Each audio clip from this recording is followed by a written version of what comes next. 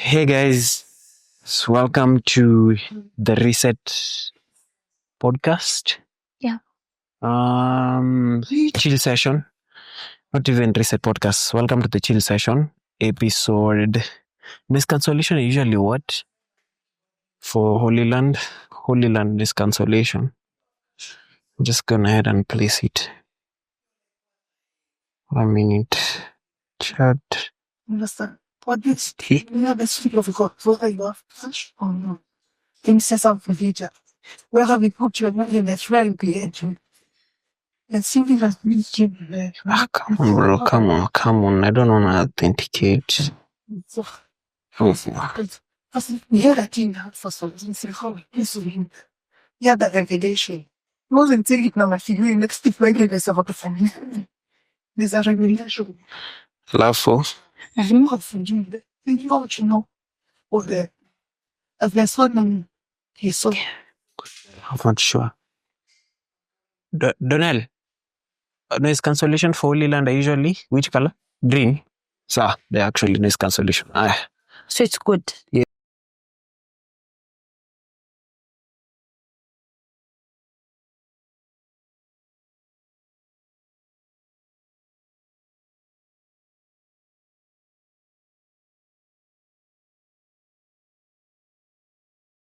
It's good. I haven't made it facing up. So I can actually go ahead and do it. Okay. Okay. Hey, welcome to the chill session, episode 5. This is the first time that you've actually shot 2 episodes within a week. Chill session episode 4 and episode 5 within the same week. Yeah. Reason nimechoka, nimebeat, and we couldn't actually shoot this episode. What is it called? Next week per se. So talk to me, Mavo. First of all, let me first say this. Let me do an opener. Throughout the weekend, I went on ahead and I revisited the documentary, the 25th documentary. That was actually done by the BBC. Yeah. And actually went on ahead and rewatched like how chaotic it was. This was the 2025 finance bill protest, and what actually occurred, the innocent lives that actually lost during that particular time. Yeah. And I couldn't help but think that I really hope we really haven't forgotten what actually happened, because I started feeling as if there's a bit of normalization that has actually gone on ahead and has actually occurred. Like we are just going on ahead of treating life as if everything is okay, forgetting that countless lives were actually lost. Fighting for fighting for justice in the land of Kenya, or rather fighting for equality in the land of Kenya, or fighting against corruption. You know what I mean? Yeah. And I was just at a place whereby hoping that I hope we really haven't forgotten what actually happened, or rather what actually occurred. You know what I mean? Yeah.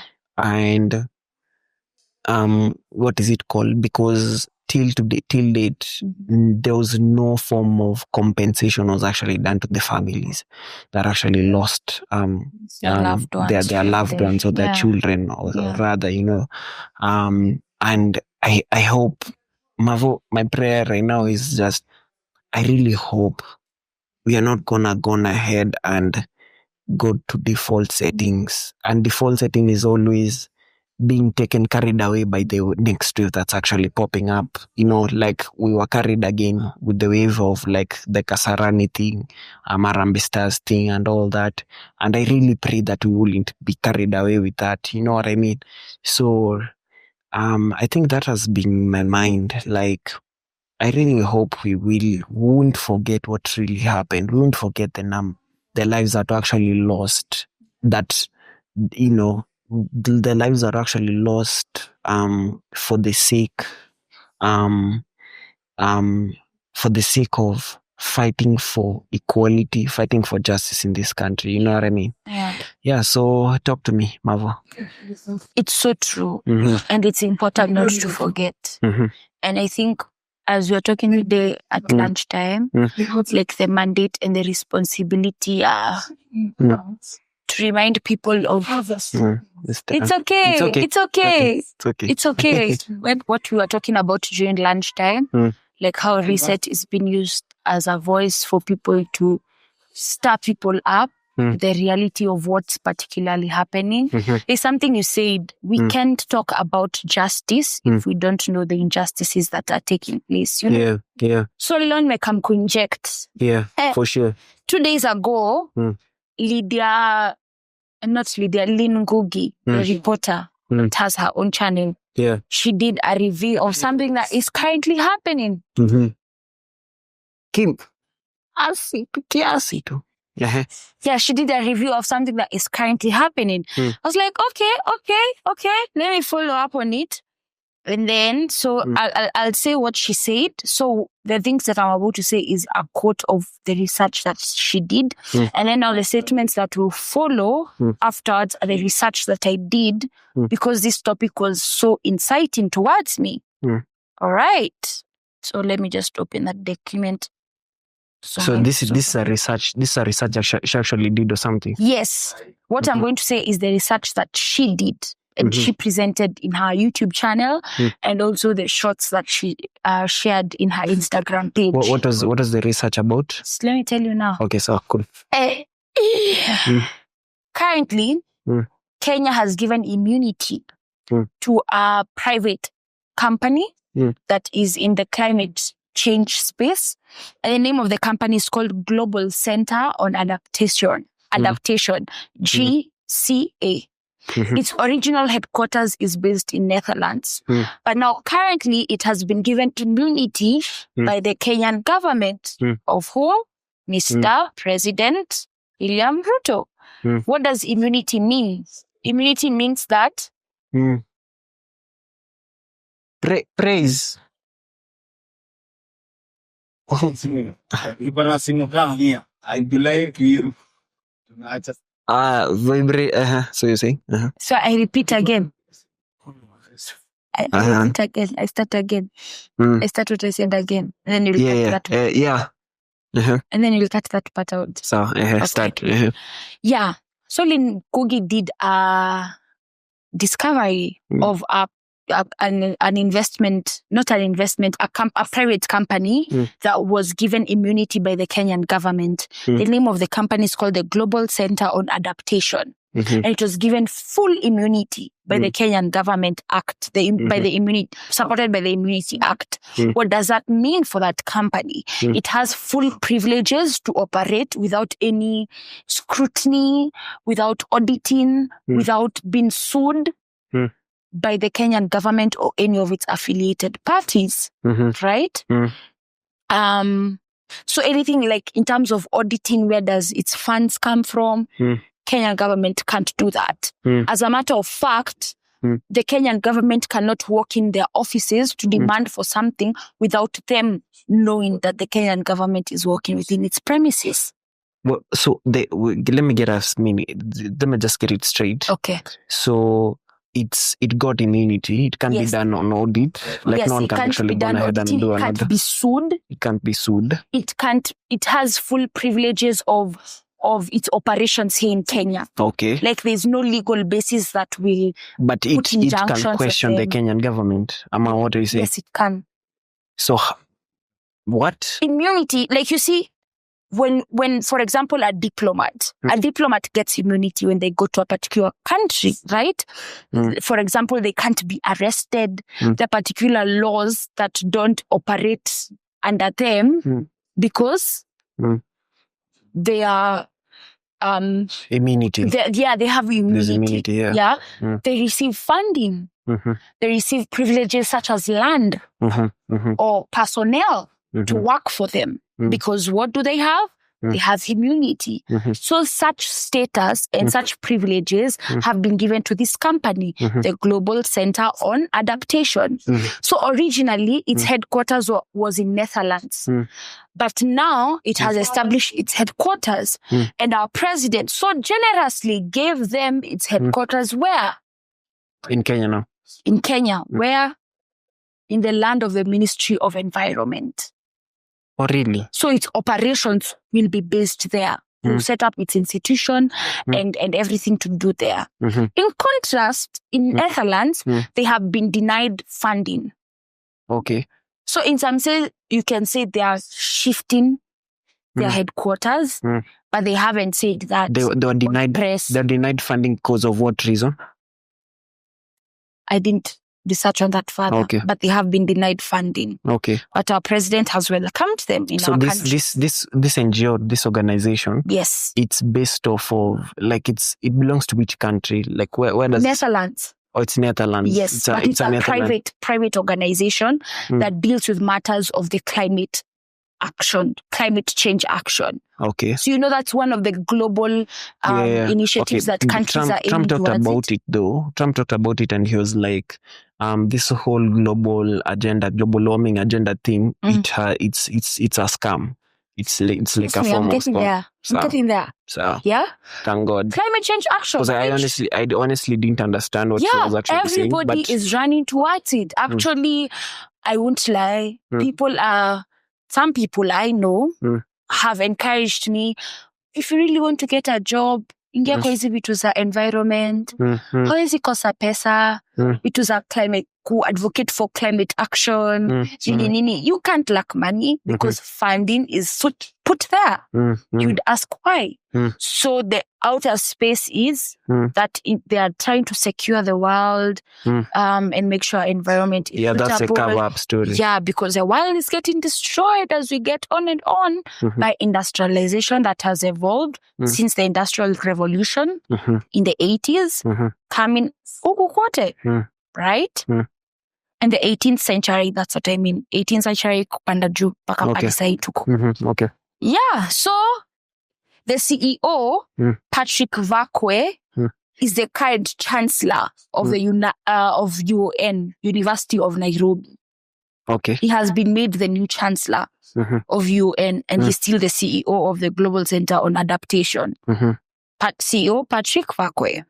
And before his appointment, UN received a funding of 1.2 million euros from the same company. Also, UN first received a 1.2 million euros funding. Yes, donation. So that's a donation. Yes, from this same company just before Patrick was appointed as CEO, as chancellor, right? As the chancellor of UN. And do you remember those stories that UN inaenda bankrupt, hakuna pesa, nini? I know of somebody who's, I won't say who they are, whose relative works in UN, and there was usually backlog of payment of the staff. Because what? Hakuna pesa. And remember in our earlier discussion, parastatals, one of the parastatals that we have. So you remember when we were talking about parastatals? Yeah, and how it's like a, and how it scheme for, it's like a dumping site for political failures and retired military personnel, and as a result of them being placed in these parastatals, they end up, their loyalty ends up being based off of a man and not the people, and that's how it ends up going on ahead and spoiling the whole ecosystem of parastatals, and how they, with time from time to time, they end up failing, and the government ends up now trying to privatize, bailing them from their debts, bailing them through privatization, right? Yeah. So one of the key bodies of parastatals in Kenya are public universities, and key bodies, like key institutions that are part of parastatals are public universities. So talk of KU, talk of UN, talk of JKUAT, any public university is a parastatal under the Kenyan government. Oh, really? Really. See how these things are tying down together? Yeah. So, and most times how it operates, they receive a funding from the government, but they can also do activities to fund themselves. But then it's governorship, it's everything is down to them. That's why you find a body like KICD does not regulate education that is in universities. Their education limit is up to the fourth form, or now sasa grade 12.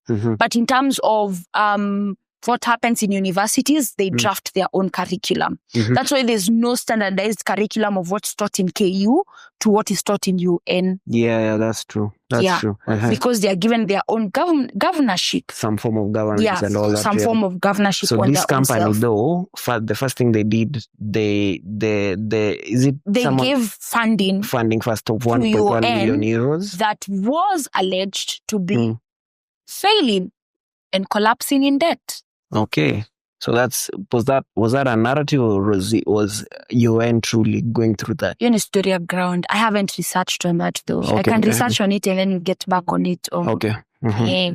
But yeah, they received 1.2 million euros funding just before Patrick was given a point. Who's Patrick in this organization? Patrick is the CEO. Was not the CEO of this. Of GCA. GCA, again, please remind me the full Global Center on Adaptation. Global Center on Adaptation. Yes. Okay, cool. He's the current CEO, but he's also the acting chancellor. Not acting, the appointed chancellor of UN, which was done an year before his election, his appointment, not election, his appointment as chancellor. So it is being hosted in the Ministry of Environment, where they'll set up its new establishment. And as we know, this is beyond just a regular partnership. Because why are they coming to the Ministry of Environment? Climate action, climate change action initiatives, right? Yeah, that's the narrative that's being pushed. That's the narrative that they're, and one of the key responsibilities of the Ministry of Environment is that it's the landlord of setting and enforcing environmental policies. So in some sense, this is why would they need to be given immunity, right? Guess who are profiting from this? Who are the main funders of this company? Gates Foundation. The Gates Foundation. Okay. Yeah, Gates Foundation, the IMF, and the World Bank. Damn. That have been known constantly throughout history to be there to manipulate the affairs of what Africa is going to. Kwanza mali nasikianga IMF najanga tu. Bus, that's exploitation, manipulation, debt, enslavement, through things that look like economic reforms, but in some sense, they really aren't. It's debt They're to just them. You've been enslaved to them as African countries. The 1.1 million euros, was it like a form of debt, or was it a form of donation in the first place? They said they were funding it, but in some sense, it's like, okay, after funding, why are you being appointed as now the chancellor? As the chancellor, so there's some back-end stories to it, that right? was actually done. Yeah. Okay. And we know that now with them being at play, and especially these stories of climate change action and how it's been really injected in our mouths through initiatives that are being propagated from the UN and every other international organization, that countries need to enforce this, right? Why are they forcing this narrative? The goal is control with how things are going to look like, especially with the background of Africa, if we are talking about climate change and climate action. So what control will that be put like to us? You get, as Africa. So it's all a matter of control. It's all a matter of control. Okay. So now, I did a deep dive. Okay. On the Ministry of Environment. I was like, okay, why the Ministry of Environment though? Yeah. What's the story behind it? And a matter of fact, a lot of petitions have been given in court about land grabbing and privatization of our forests and lands in that hold wildlife. And the ecosystem of now the nature and the wildlife of Kenya, which is one of the initiatives of climate change action. Oh, okay. All right. So in the year 2024, Maingi and two others petitioned a case before court that was against them versus the Kenya Forest Service. A petition number E002 of 2023. And the petitioners claimed that Kenya Forest Services denied access to land parcels and violated property rights. And judgment was in favor of the petitioners. Aya, tuendelee kando. Aya, another case was filed in 2024 of registered landowners alleged that KFS invaded their land and they cut down trees and they did destruction, interfering with ownership rights under the Constitution. The judgment was delivered and constitutional rights were affirmed, so it means they paid a fine. Yeah. 2024 again, that was in January. Now in September, Tonoi versus the KFS, they consolidated petitions by residents and several settlement schemes in Mau East Forest Complex, including the OGEC, challenging evictions and contesting title rights. The court ruled that it was valid, titles held were recognized, and directions to demarcate boundaries and manage forest obligations. Till date, there is no accountability whether that was done. Yeah. 2024 on Karura Forest, road expansion case, and judgment was given where the president's directive to lift logging ban on mature or over mature forest was challenged as unconstitutional because of lack of public participation, and the court declared the lifting of ban unconstitutional. Ikasonga, there are so many cases that have been filed in court. And 11 of them from 2022 to 2025 are distinct cases or petitions involving forest land or forest reserve boundary disputes. And claims by private persons or groups. Those are the cases.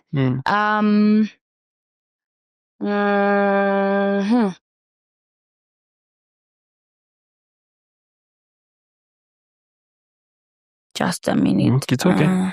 Take your time, by the way. Because I used to, I was seeing online this fuss about this NGO. Yeah. I was just like, what's really the fuss about? There's a lot that's being at play. There is a lot. So that's on environmental, Plus, let's not forget, not so far ago, the government issued a seed ban. Oh, yeah. Remember, that was the first thing whereby they advocated for like seeds that you could only just plant. Yes. Genetically modified plants. So those seeds, I had those seeds.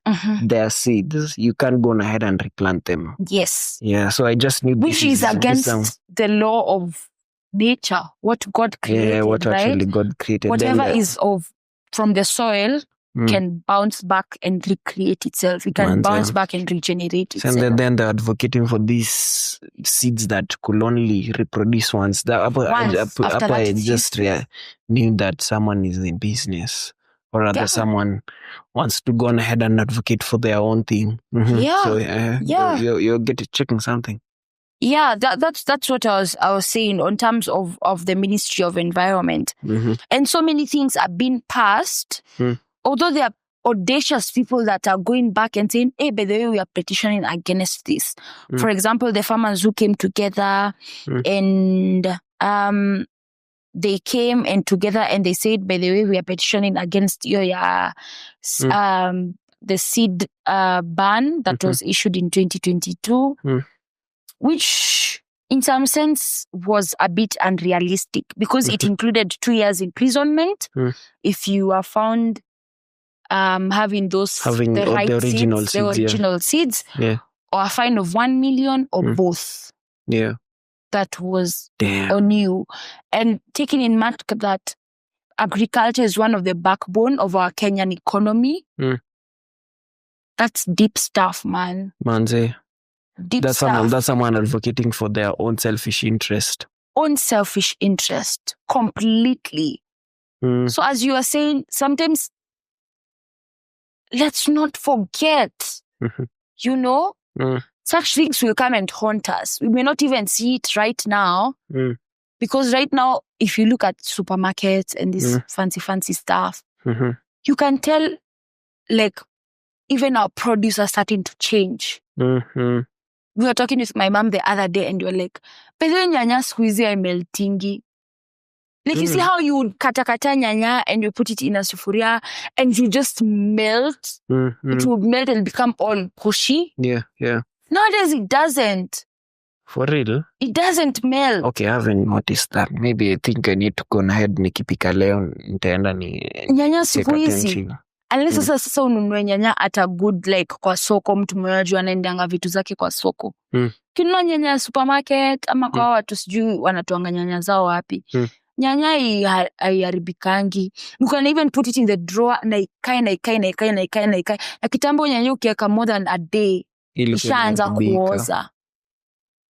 So nowadays, means that the food produce that is actually being produced is not right. Is not the right producer is being sent to us. What are we eating? What are the things that have been allowed in our shelves to eat? Manze. Products we are allowed to apply on our skin and what have you. That is so true. The water that we are drinking, especially here in Nairobi, there's a lot at play. There's a lot at play. And this is all driven by greed. Completely. So yeah, that's just my prayer, that we don't just sit and relax and elect the same baggage of people who keep taking us in this cycle and even making it worse. Because right now, global powers and influence, it's like nikawa wameamshwa. Like, they are so invested in what's going on in our countries, especially here in Africa. Yeah. So if you have people who are just, they like kissing their butt and they don't have a say of their own or are afraid of them. Their interests are selfish rather than the people's interests. The people that they are for. Like, they stand out for their people, like the current president of Burkina, Mr. Ibrahim Traore. If we don't have such leaders, even to the very least of the criteria, the structure of our governorship, to the very MCAs that we put in and are there debating what is going on in our counties. Because, sometimes we just focus on the president, lakini kuna bado uyo MP. If you have a sound MP, like Millicent or Babu. Millicent who? Millicent Odhiambo. Oh. Not the other one. I'm talking about the body. What? No, not the other one. Chubby cheeks. Not chubby cheeks. I'm talking about the body. Who can stand up in parliament and say, by the way, me, I don't advocate for this. I don't think it's right. And you don't intimidate their voice. Do you think such things being passed in parliament would take place if we have a sound parliament? If we have sound people working in our judiciary? I hear you, man. It's an all-round thing. Because sometimes we only look at the president. I'm a fire. Because although most times niende and control the narrative, which is scary. Okay. Shouldn't be him per se. It should be the policymakers, the MPs that should be controlling the narrative based off of what the narrative that the people want. But in Kenya... it's vice versa. That's how it's supposed to be on paper, though. In the constitution, that's how it's supposed to be. But in actual reality, in actual sense, that's not happening. We have uneducated people who don't even know how to read the constitution. We have people who are not even interested in following up policies that are brought up, who are the people behind it. Kazi yao tu ni kukaa tu hapo na kuenjoy the privileges that particular seat gives them. It's an actual ick, by the way. Manze. Yeah. We should go get those voters cards and be so intentional to know by the way MP mgani ana run in our area, MCA mgani ana run in our area. At least that's the little change we can start with in our country. Yeah. the very least we can start with. Solid. Yeah, that's my take on all of this, on the chill session. Okay. Yeah. That makes Do sense. you have anything to? I honestly don't have. I feel like this was more to you bringing light to that, because I feel like the way you said, like it's a timely issue that needed to be addressed, and Yeah. you know how best to bring that also like in the chill session, because I mean the chill session is diverse, so with it, like there's no parameters to it, so Yeah. at least there's a bit of, what is it called, you've brought people to the know Yeah. on what's actually really going on in the country, and Yeah. I feel like again the sequence is the same. People need for people to hear, then once they hear they get angry, then once they get angry, then they'll automatically advocate for change. So I think as of what you're actually doing right now, even the expose I've actually gone on ahead and I've brought forth is more on bringing awareness to the people in order for them to actually go on ahead and make the change with themselves. Because at the end of the day, it's gonna be dependent on them going to that ballot box and voting for whoever is actually voting for their interests, and not someone who's actually voting for their selfish interest. Kwaheri guys, sina la kusema leo. Me, I'm chill. Naka tu umechoka. Yeah, me, I'm just choka. I'm listening. No. I've really enjoyed, but for today, that's it, man. Yeah, see you that's on episode 6. That's it. Really? That's quite interesting. Free audio post-production by alphonic.com.